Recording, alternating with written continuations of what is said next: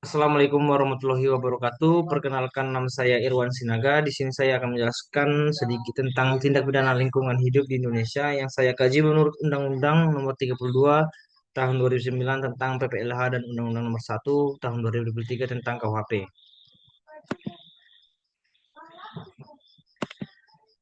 Yang pertama itu mengenai latar belakang yang dimana Indonesia sekarang itu menghadapi berbagai jenis kasus pencemaran atau perusakan lingkungan seperti pencemaran sungai, kebakaran hutan dan limbah industri yang menimbulkan kerugian ekologis, ekonomi, dan sosial.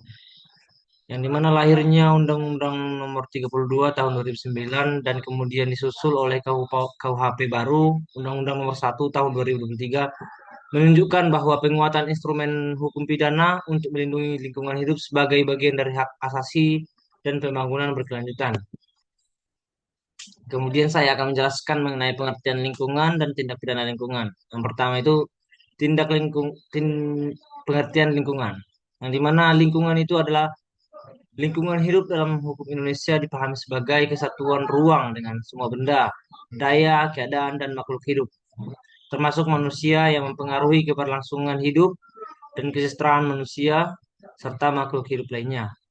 Yang kemudian yang akan saya jelaskan mengenai tindak pidana lingkungan itu sendiri, yaitu perbuatan yang melawan hukum yang mengakibatkan pencemaran atau kerusakan lingkungan hidup, melampaui baku mutu atau menimbulkan bahaya serius bagi kesehatan dan ekosistem yang diancam dengan sanksi pidana.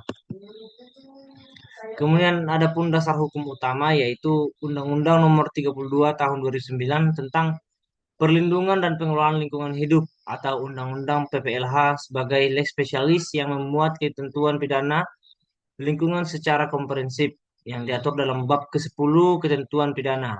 Kemudian itu Undang-Undang Nomor 1 Tahun 2023 tentang KUHP sebagai kodifikasi baru hukum pidana Indonesia yang juga memasukkan tindak pidana lingkungan, namun tidak menghapus keberlakuan Undang-Undang PPLH sebagai aturan khusus.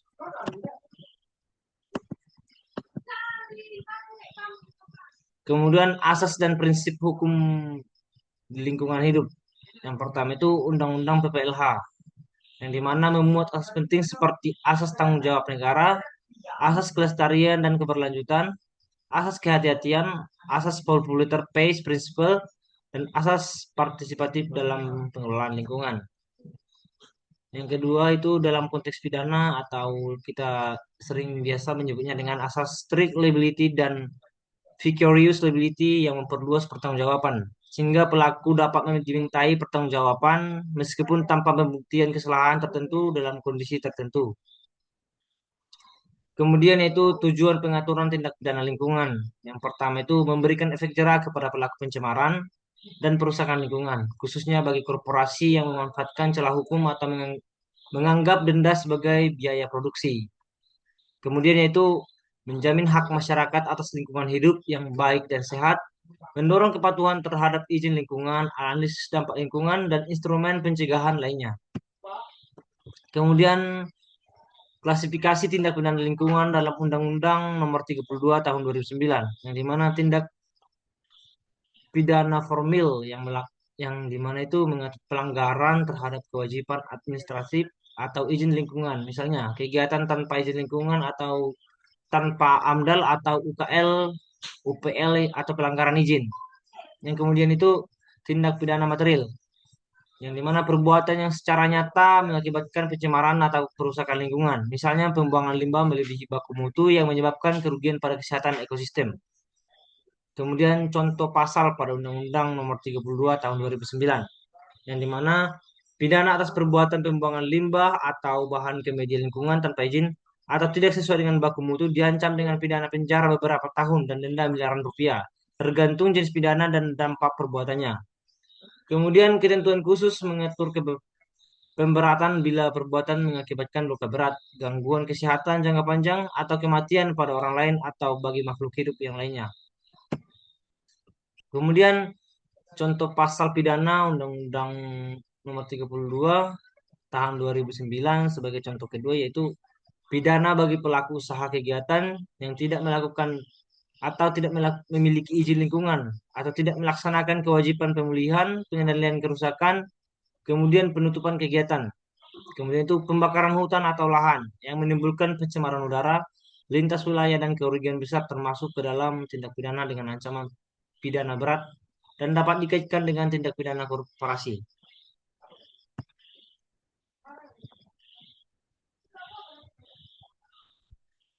Selanjutnya subjek hukum yang dimana dalam tindak pidana lingkungan hidup ini siapa yang menjadi subjek hukumnya yaitu orang atau korporasi.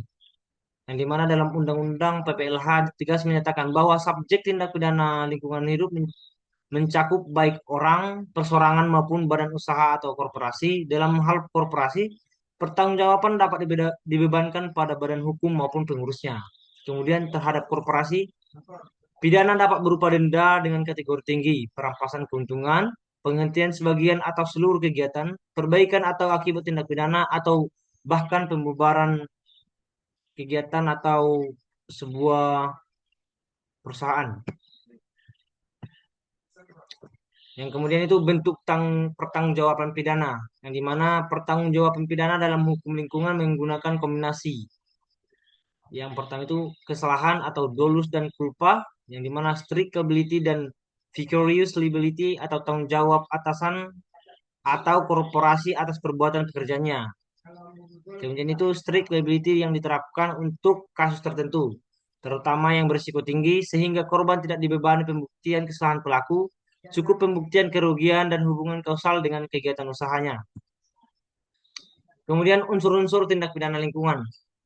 Yang pertama itu ada unsur objektif, yang dimana unsur objektif ini ada perbuatan atau aktif dan pasif dalam tindakan dalam hukum pidana itu biasa disebut dengan actus reus yang melawan hukum, menimbulkan pencemaran atau kerusakan lingkungan atau pertentangan dengan izin atau baku mutu yang ditetapkan. Kemudian unsur subjektif atau kesengajaan atau kelalaian, terutama jika terbukti bahwa pelaku mengetahui risiko tetapi melakukan tindak mengabaikan atau kewajiban untuk pencegahannya.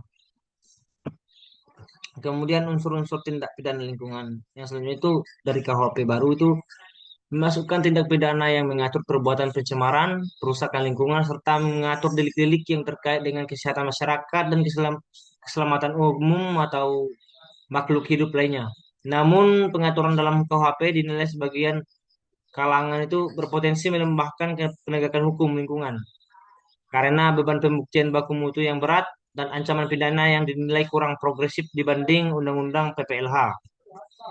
Kemudian tindak pidana lingkungan dalam KUHP baru yaitu Undang-Undang Nomor 1 Tahun 2023. Yang dimana KUHP baru ini memasukkan tindak pidana yang mengatur perbuatan pencemaran dan perusakan lingkungan serta mengatur delik-delik yang terkait dengan kesehatan masyarakat dan keselamatan umum. Selanjutnya itu perbandingan Undang-Undang Nomor 32 Tahun 2009 dengan KUHP baru. Yang dimana Undang-Undang PPLH ini mengatur secara spesifik memuat mekanisme penegakan administratif, perdata, dan pidana, serta pengaturan rinci mengenai korporasi dan prinsip-prinsip lingkungan. Kemudian itu KUHP baru yang bersifat umum memasukkan delik lingkungan namun tidak sedetail Undang-Undang PPLH, sehingga berlaku asas lex specialis derogat legi generali, di mana Undang-Undang PPLH tetap menjadi rujukan utama untuk kasus lingkungan. Kemudian itu sanksi pidana lingkungan atau jenis dan bentuk. Yang pertama itu sanksi utama, pidana penjara dan pidana denda dengan nilai yang tinggi dapat dikalikan atau dinaikkan untuk korporasi untuk mencegah pencemaran menjadi biaya bisnis biasa. Kemudian itu sanksi tambahan, perampasan keuntungan, penutupan usaha, kewajiban pemulihan, pengumuman putusan dan tindakan tertentu seperti pemasangan sistem pengendalian pencemaran. Kemudian itu penegakan hukum lingkungan ditinjau dari administratif, perdata, dan pidana. Yang pertama itu penegakan administratif, sanksi berupa teguran tertulis, paksaan pemerintah, pembekuan, dan pencabutan izin lingkungan digunakan sebagai instrumen awal sebagai langkah pidana. Kemudian itu penegakan perdata dan pidana di mana dipergunakan apabila sanksi administratif tidak efektif atau terjadi kerugian besar yang di mana gugatan dapat diajukan oleh pemerintah, masyarakat, generasi, organisasi lingkungan, dan pihak yang dirugikan. Kemudian tantangan penegak hukum pidana lingkungan. Yang pertama tantang utamanya, lemahnya penelusuran bukti ilmiah atau baku mutu hubungan kausal, keterbatasan kapasitas penyidik atau jaksa, serta pengaruh kekuatan ekonomi atau politik pelaku usaha besar atau korporasi tadi. Selain itu, korupsi, konflik kepentingan, dan rendahnya kesadaran hukum menghambat efektivitas sanksi pidana yang sebenarnya sudah cukup berat di atas kertas. Kemudian itu contoh kasus singkat dapat diisi dengan contoh kasus pencemaran sungai, tumpahan limbah atau kebakaran hutan yang pernah diproses secara pidana dan menyoroti pasal yang digunakan. Yang seperti sekarang yang terjadi itu, contoh kasusnya itu bencana banjir yang terjadi di antara beberapa wilayah di Sumatera itu di Aceh, Sumbar, dan di Tapteng atau lebih tepatnya di Sibolga atau Batang Toru. Kemudian penutup dan rekomendasi. Saya mengkaji dan memberikan rekomendasi yang pertama itu perlunya penguatan koordinasi antara penegakan administrasi, perdata dan pidana serta peningkatan kapasitas penyidik atau jaksa dan hakim dalam memahami aspek teknis lingkungan. Kemudian itu perlu dipastikan bahwa harmonisasi antara Undang-Undang PPLH dan KUHP baru tidak mengurangi standar perlindungan hukum, melainkan memperkuat perlindungan hak atas lingkungan yang baik dan sehat.